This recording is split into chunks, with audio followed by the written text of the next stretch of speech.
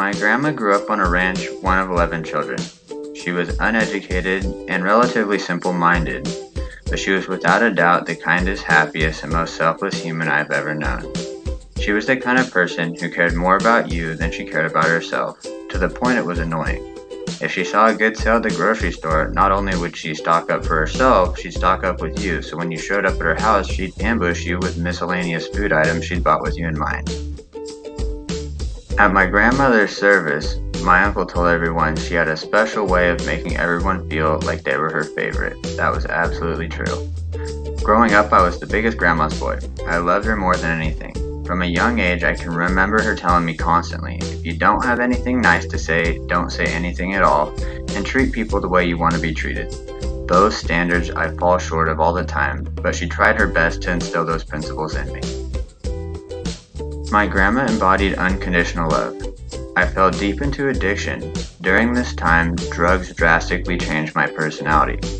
I became increasingly depressed, irritable, lazy, and extremely hostile, particularly to the ones closest to me. Despite my erratic behavior, my grandma loved me through it all. I will never forget our last conversation.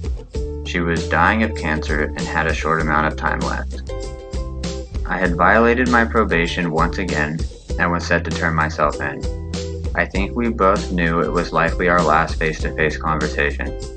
She called me back into her room so we could talk, just the two of us. I already had a lump in my throat and pain in my forehead as I walked down the hallway. As I sat next to her on the bed, she told me she didn't know what was going on with me or what had happened to me, but that I had lost my way. Tears began falling down my face, hearing the disappointment in her voice. As despicable as I had become, she still wanted the best for me. She told me, I just want you to be happy, and if you want to be happy, you must live to help other people. That statement has always stuck with me.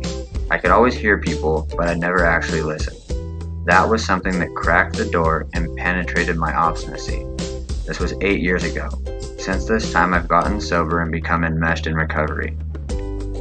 I've come to learn that I am my problem.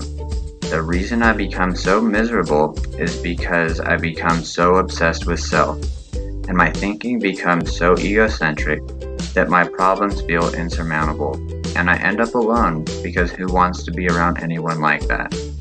The solution is exactly what my grandmother taught me that day: to get out of self, help others, and do my best to be a giver and not a taker.